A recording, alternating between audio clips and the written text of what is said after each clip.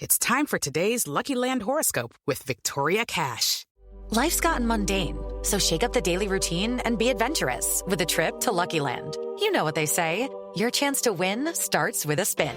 So go to LuckyLandSlots.com to play over 100 social casino-style games for free for your chance to redeem some serious prizes. Get lucky today at LuckyLandSlots.com. Available to players in the U.S., excluding Washington and Michigan. No purchase necessary. VGW Group. Void where prohibited by law. 18+. Terms and conditions apply. In the spirit of reconciliation, the Theatre Thoughts podcast acknowledges the traditional custodians of country throughout Australia and their connections to land, sea and community. We pay our respects to their elders past and present and extend that respect to all traditional custodians of the land on which our episodes are recorded.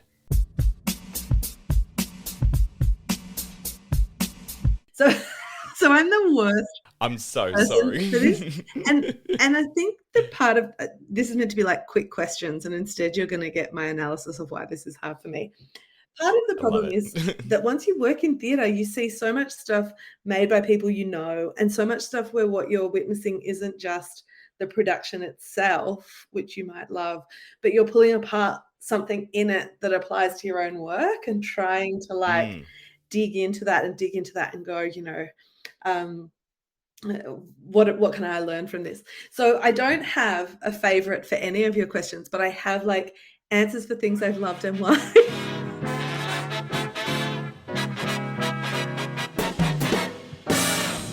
You're listening to the Theatre Thoughts podcast, where we dive deep into the world of theatre and celebrate the magic of the stage. I'm your host, Justin Clark, and I'm here to guide you through insightful conversations, behind-the-scenes stories, and thought-provoking discussions about everything theatre-related. Before we dive into today's episode, I want to remind you to connect with us on social media. You can follow us on Instagram at TheatreThoughtsAUS and TTPod_official for updates, behind-the-scenes content, and exclusive interviews. You can also find us on TikTok at Theatre Thoughts Australia for even more theatre goodness. And if you'd like to support the podcast and gain access to exclusive content, consider subscribing to our Patreon. So whether you're a seasoned theatregoer or just starting your journey, please sit back, relax, and enjoy this brand new episode of the Theatre Thoughts podcast.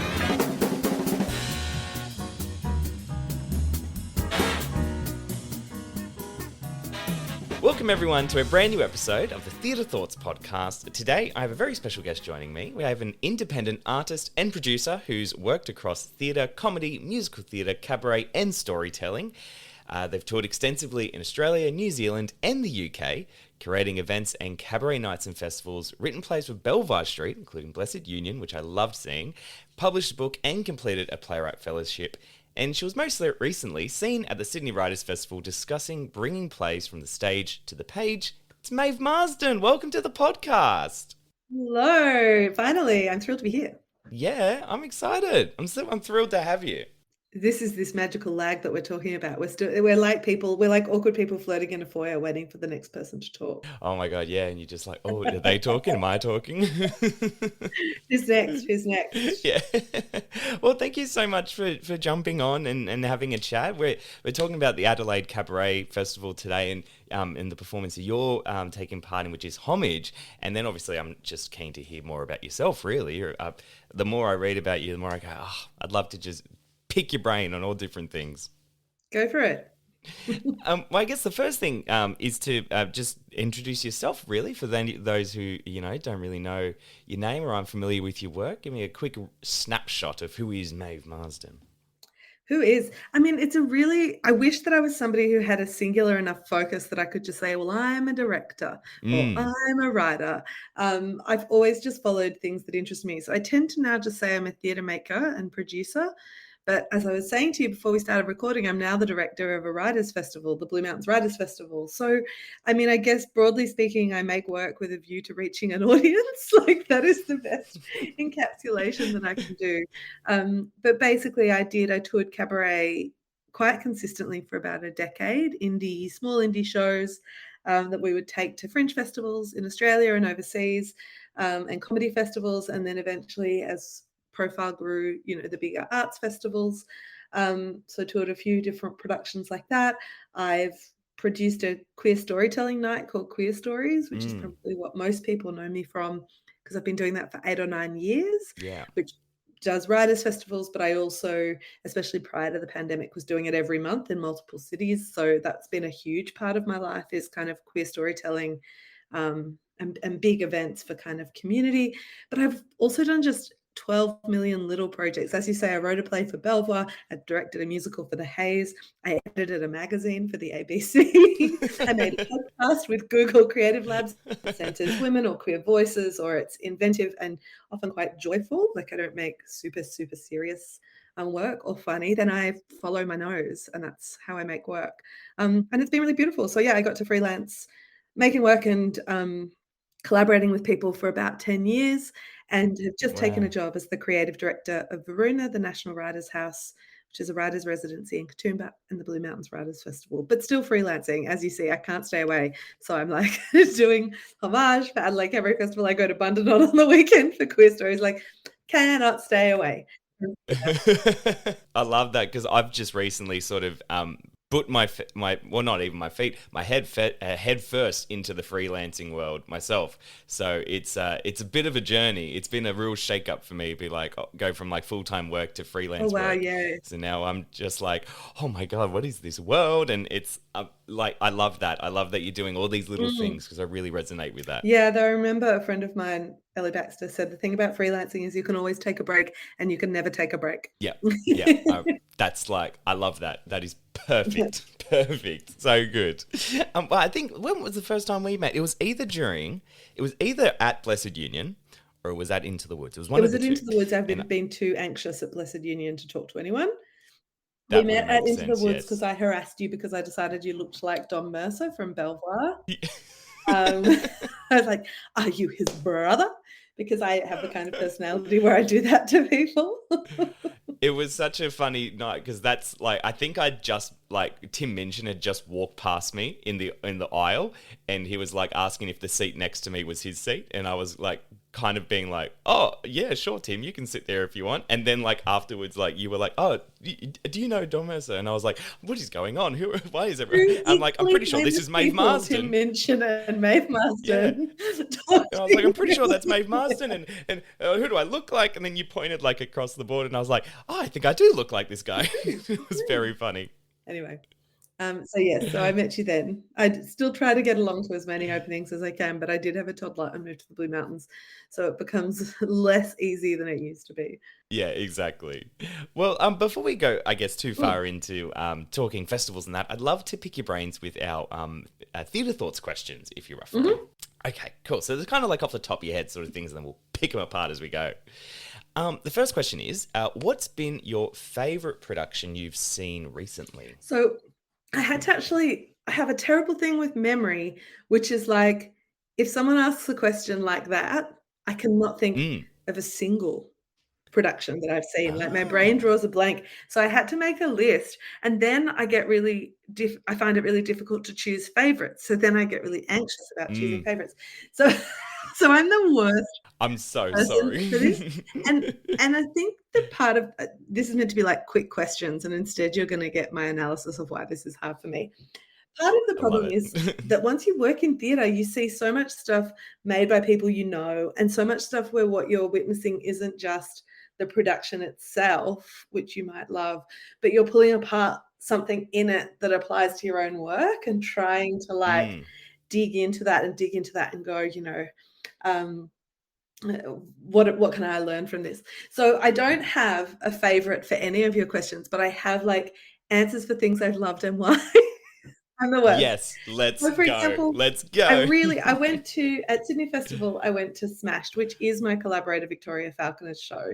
And what delighted me about that was that I go to a lot of cabaret and a lot of cabaret variety, but it was really from like a feminine gaze. Like, it had so much joy to it, and so much like sort of queer power in all the performers. And it was a while since I'd been to a cabaret variety that gave me that, and that didn't feel kind of quite so commercial. And then the only other kind of cabaret that's done that recently was Fuck Fabulous, which is incredible work that I saw.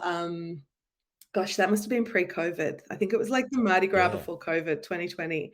And and Sarah Ward and Beck Matthews, artists from NAM, who it was, like kind of queer underground performance had made it to this big stage, and it was weird, and the movement work was incredible, and it was inventive and so funny. And for me, what I first fell in love with in cabaret were these kind of things like queer power and femme power and playfulness, rather than some of the more commercial stuff you see. So my two recent ones, which 2020 is not that recent, but I did explain I had a toddler, so my capacity to see stuff, It makes I think, sense. are fabulous and smashed for some of the best like cabaret variety I've seen in a while. I love that. The That's longest great. answer to that question you've ever had. You know, it's funny. When I started the 1 minute theatre thoughts, it was 1 minute, boom, boom, boom. And then as time's gone on, I've just realised, you know what? Just let people talk. If they want to talk for 2 minutes, go ahead. It's just really interesting to see everyone's answers. Yeah. Well, the second question was, name a show that's left you speechless. I can do that. One of the shows that has stayed with me for a very long time is I'm a Phoenix Bitch, Bryony Kimming's show. It was on for a Sydney festival, I want to say, gosh, like 5 or 6 years ago. And it is a one-person, like, tour de force is such a cheesy phrase, but it's about kind of mental health and parenthood and art making. And it was so inventive in form and so clever and witty and such an incredible like work of performance, while simultaneously like left me and the friend who I went with, I mean, we were speechless because we were sobbing by the end. Oh, And it's one thing to go to something and be like, wiping away a tear, you know? Yeah. But we had to stay seated to kind of process what we've seen and what we'd seen, and it's really stayed with me. And sometimes you can generate those kind of tears just by content, but the art was so good, you know, like it was inventive and weird and strange and beautiful. And so yeah, that's always stayed with me. That's beautiful. Maybe I'm just soulless, but I can't say that I've ever like sobbed in a show. I've like had like a little tear here and there, but it doesn't that's happen beautiful. often. It doesn't happen often. I cried a lot in Tell Me I'm Here at Belvoir. Oh yeah. Which was the work, but I think like the work was beautiful and it was beautifully done and beautifully directed by Letitia Caceres. But I do think part of like that was a story, you know, that really broke your heart. Yeah, I cried a lot in that one too. Maybe I've gone soft in my old age. Yeah, who knows? I'd love to know, what is your most rewarding theatre experience? My most rewarding, like, do you mean like a memory of one, or broadly what makes theatre rewarding?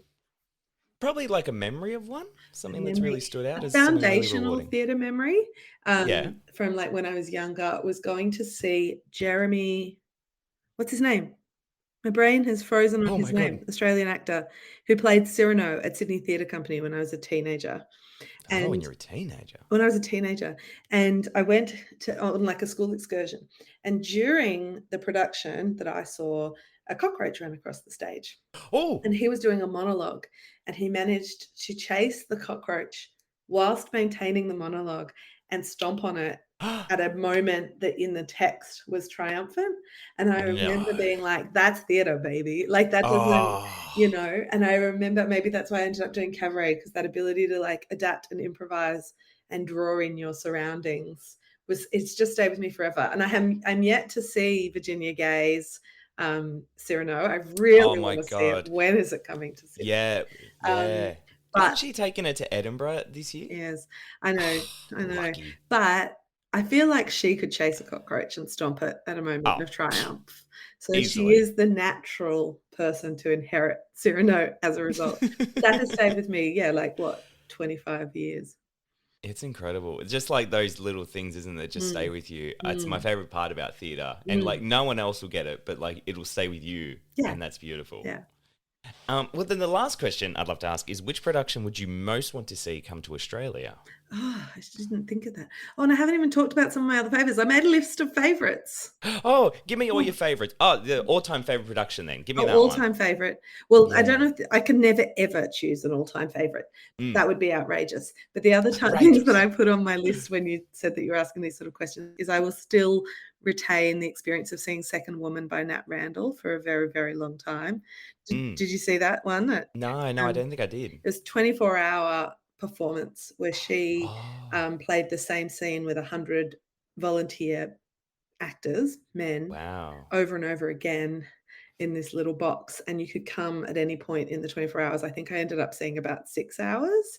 And we Yeah. would watch it over and over again, and the subtlety, the differences in each performance. She'd never met the actors, so they would Okay. arrive for their call time, come in and perform the scene with her over and over, and she did it for 24 hours. And it's been done overseas by some other actors. But that, in terms of execution and the way that the form reflected the themes, like watching this woman be worn down by these interactions with these men, and what that sort of told us, and what we got to witness in terms of kind of masculinities and the subtlety of the dialogue. Yeah, that in fact, it might be one of the best things I've ever seen. I'm very Yeah. bad at choosing one thing, because how do you compare something like that to a musical? Like, they're Yeah. different. Yeah. Exactly. Yeah. But in terms of craft, that was incredible.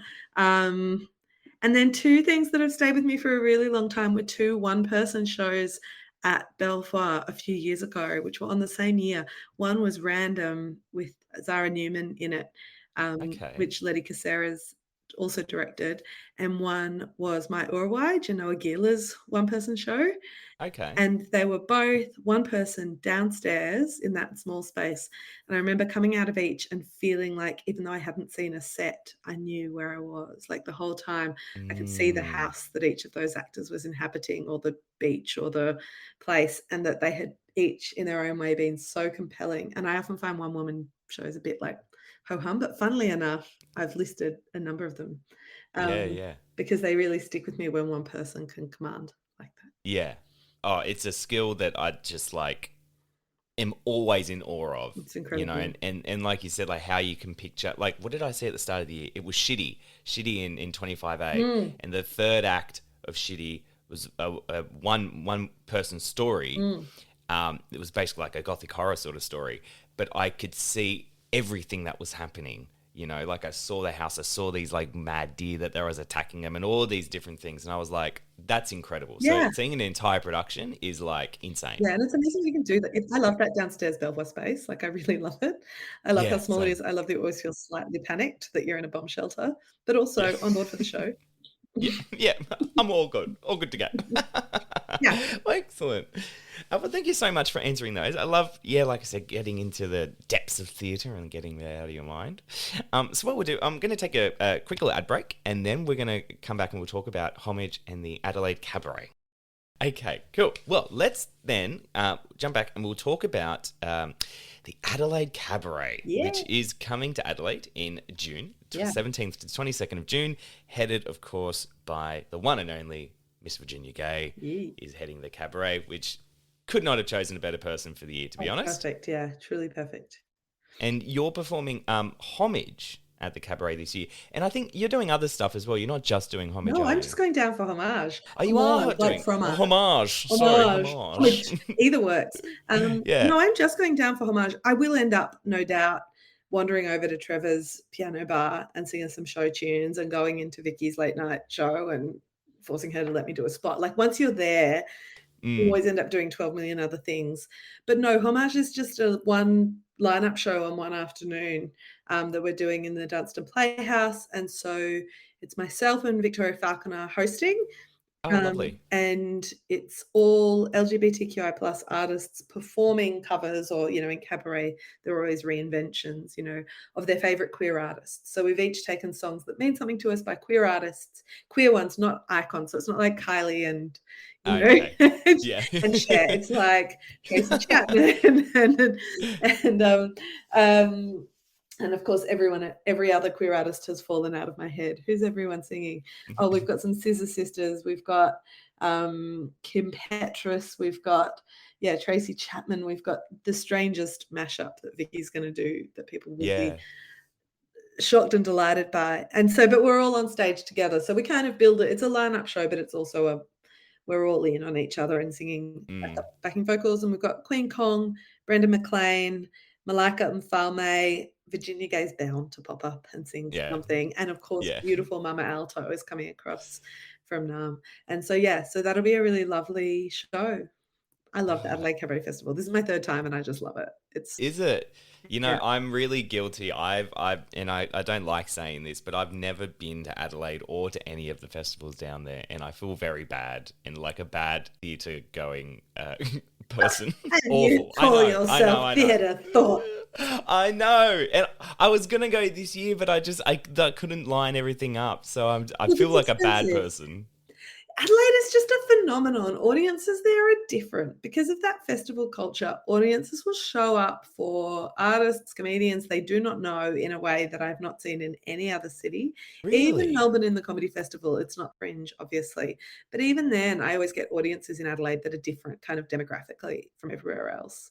And the Cabaret Festival is this fascinating phenomenon because you've got all the kind of like fringe carnies and musical theatre types and like a particular subset of the arts. Really? And they No put us all in way. a nice hotel for a few weeks, well, or a weekend. Mm. And the hotel's right next to the venue, and it's just this kind of quite luxe performance experience.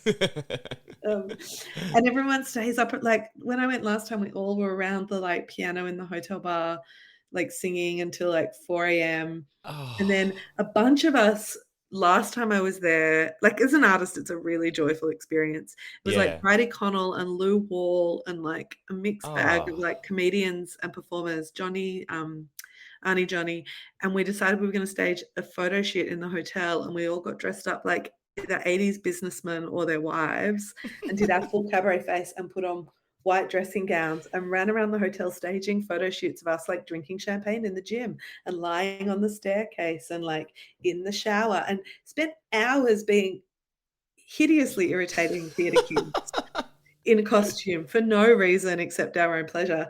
I was chatting to Bridie Connell about it the other day, and we were like, "That was one of the best days of my life." Like, I bet. I'm jealous just hearing about it. it was so dorky, but we had so much fun, I and haven't been a rat bag of a theatre kid in years, and I it was miss it. great.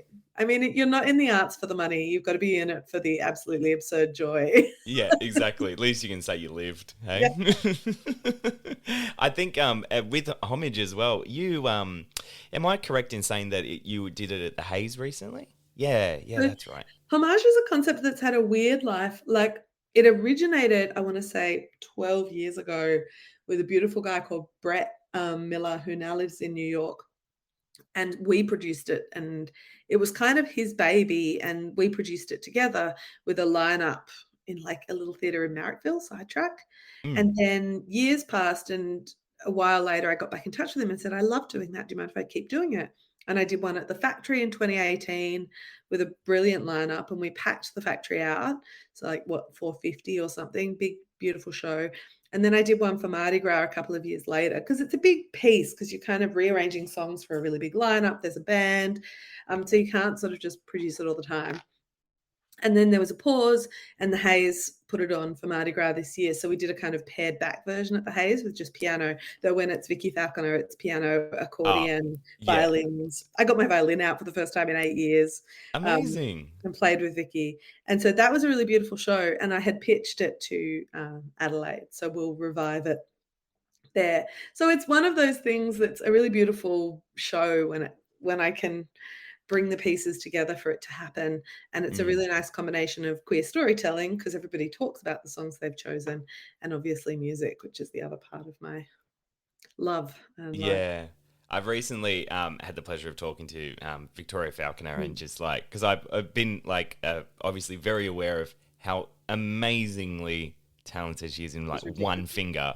And then I've recently bumped into her at the Hayes a couple of Mm. times, and I'm just like, she's the most lovely person to talk to. Delightful. Like, Well, look, I've said this. She's got the best mental health of anyone I've ever met. She's lovely to everyone. She's incredibly talented. I don't know what stars aligned, but we had been circulating each other for years through kind of fringe festivals, but didn't know each other. oh And wow. but both were doing kind of feminist cabaret stuff in different ways. And then we only first worked together when I directed Lizzie at the Hayes at the start of Mm, 2022. yeah. And Richard put us in touch. Richard Carroll was like, she can be your musical director. And we just immediately really hit it off and became Mm. friends. And so we'd been looking for something else we could do together. And so we started to produce, well, I produce and she musically directs. And then we both host Homage. And we're also trying to write a musical together Oh my God. with all our free time. Oh, that's Us and exciting. Rebecca Shaw. Do you know Rebecca Shaw, or are you just deeply theatre and not comedy The land? name rings a bell. I've She's a have comedian. dove into the theater, the comedy world a lot recently, and I really love the comedy world. She's a comedy writer. She's not a stand-up. So she writes for TV a lot, and Okay. so it's based on some writing of hers, and it's about sort of a lesbian climate activist cult. Oh, tick tick tick. I It love makes that. sense. It Yeah. makes sense in our mind. Yeah, We'll for a see. musical. We'll see. I mean, you can get away with a lot in a musical. Oh, of course you Um, can. Yeah. you can get away with so very much that would not make sense in any other form, and then Yeah. you can get away with even more in cabaret. Yeah. Well, actually, speaking of cabaret, I'd love to ask you, because obviously, like we've established, you have a lot of fingers and a lot of pies. What keeps bringing you back to cabaret? Look, the joke answer I used to give was that I wasn't a good enough actor to be an actor. I wasn't funny enough comedian to be a comedian, and I wasn't a good enough singer to be a musical theatre performer. So I just was like, jack of all trades, master of none. Cabaret is the sweet spot between those. And look, partly that's a joke, partly it's that um, cabaret is something you can sort of invent and make yourself. You don't have to go knocking on doors asking for permission Mm, to be cast in something. You just make shows and you put them in strange places. But I think there's also something about its immediacy for me. You know, you mentioned in my bio that I'd published a book. I really didn't like that experience, really, because once it's done, you can't change it. And yeah. even with theatre on some level, like the actors can adapt each night. But cabaret, when you're in it and you've made it, you can respond in the moment, and you can respond into the moment to what the audience is looking for, um, and what you want to give them, and how the interaction is functioning, and how big your venue is, and how your voice is feeling that night. You know, like in a Mm, way that, say, with yeah. a musical, you start reinventing the song, Yeah. and you're Yeah. not a soloist. You know, and so to me, it has always felt like a really human and immediate form, and a really with such a beautiful political history and such a beautiful history of kind of subversion and togetherness and kind of community. Um, and so, yeah, so I joke about it in a self-deprecating way, but really it's something else. It's something about doing it that always feels magic. And even when I'm doing storytelling nights like queer stories and there isn't music, it still feels like that to me. Like it still Yeah. feels like a conversation and making work with a community in mind, not just an audience. Yeah. What a beautiful answer. That's Thanks. really wholesome. Well done. Mm. Wholesome's this thing I get about my work all the time. Yeah. Wholesome. I think it's always kind of meant you make us feel good, but you're old and uncool. But also like your work has even if you're pushing me, you're hugging me while pushing me. Like it's this kind of Yeah. I don't break boundaries in a way that makes people uncomfortable. Yeah. Yeah. Try to Yeah. bring people in. I try to go, look, I want you to think outside the box, but I'm giving you a little pat while it Oh, happens. I've got what like a a mum vibe. that's a beautiful image when you think about it. Like I can really picture that. The little hugs, like, come on, no, stay with me. Yeah, I'm not edgy. I'm wholesome. Yeah, wholesome. Well, I'd love to ask you a final question. It's a question I ask everyone who comes on, and I'd Mm. love to know how you, in your time, how you think the industry's changed, the theatre industry's changed, Oh, and how you've adapted and found your place in that change. I guess it's a bit of a mm. big question. So if you need It's a a really big second to think, question. Like, it's hard not to immediately go to quite depressing stuff about, like, money. yeah, oh yeah, 'Cause in a blunt way, it feels like all our costs are going up, mm, but you cannot justify increasing ticket prices at the same rate, and if you do, your work becomes inaccessible. yeah, right, So there is this way in which making work is harder and harder. And in really blunt terms, like say Queer Stories has probably the broadest awareness it's had in its whole life, but is not as profitable as it was 5 years ago in terms of what okay, I can pay myself for my time and what I, yeah, you know, and I'm paying performers more than I was 5 years ago. But that mm, means that I'm taking a hit. And that's kind of negative and it's unfortunate. But it's a reality of kind of cost of living, and I may be wholesome in the work I make, but my politics are that we really do need to burn down most of our systems and start again. Capitalism is not serving the making of art. Um, And so that's the kind of depressing part, and it's the part that it's really hard as makers to know how to address, because we don't want to cut out audiences who can't afford extremely expensive tickets. We don't want to pay artists less, but costs are just going up and up and up. That Yeah. make it very hard. At the same time, I think the work I'm seeing is way more sort of inventive and exciting than I was seeing 10 years ago in lots of ways, in terms of, on a really basic level, when we first started touring a show and calling it a feminist cabaret, people were like, oh, don't put that in your marketing. Nobody will come to that. And that's like Oh, 15 years ago. wow. And now, and I mean, obviously that was wrong, but that was Yeah. a kind of mainstream attitude.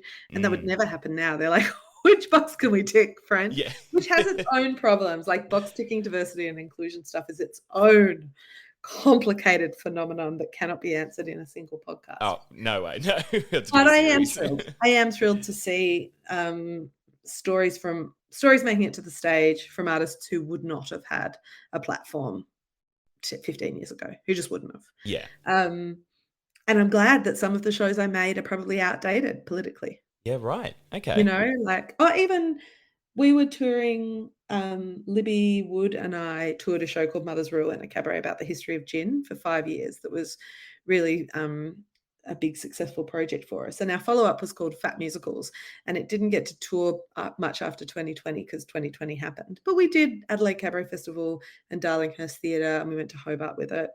And it was about body diversity in musical theatre, but very silly. And it was us being fat and singing songs from musicals. And it was camp. But even now, I think if we did that show, people would be like, I've seen fat people in musicals. Like, even in the last 5 years, especially in Sydney, casting in terms of bodily diversity as well as kind of cultural diversity and gender diversity has really improved, to the point that a show I wrote 5 years ago would need an update.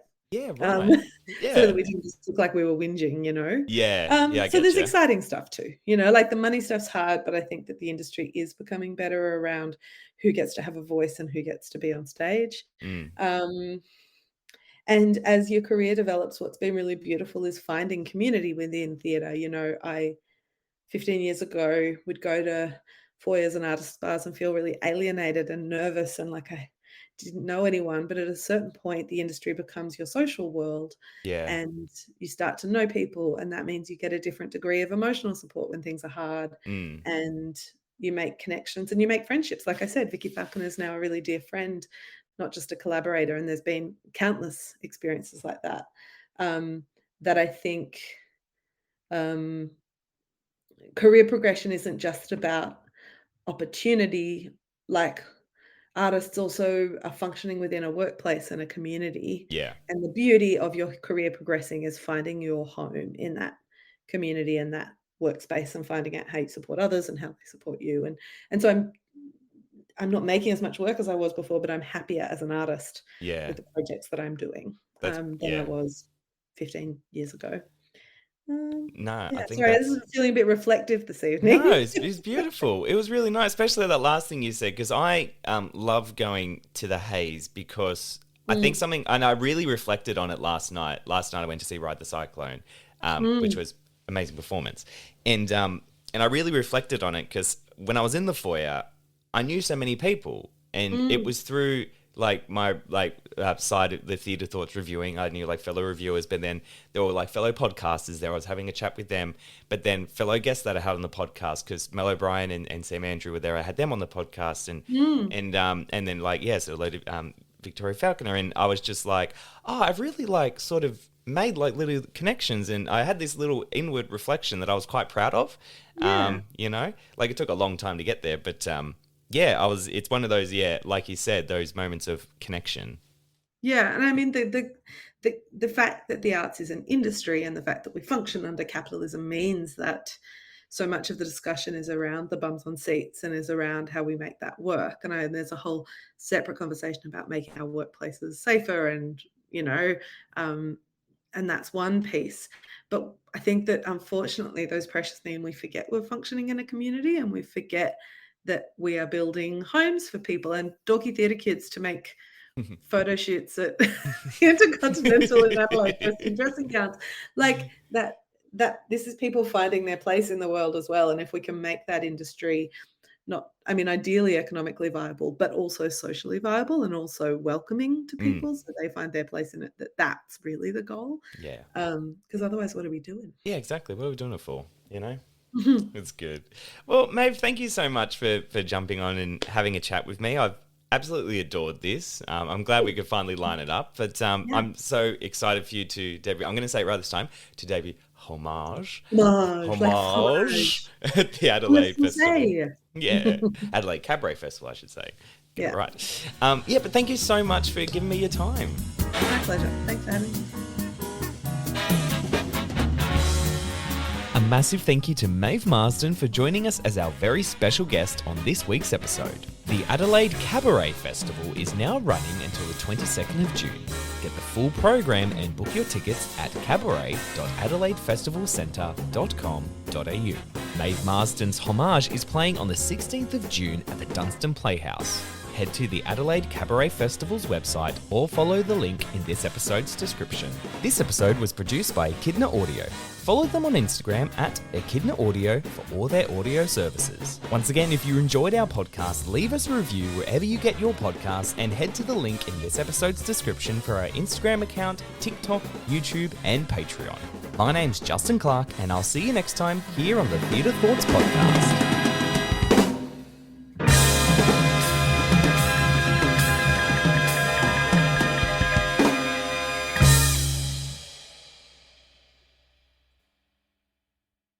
Have you ever wondered how your favorite performer actually feels? Well, here's your chance.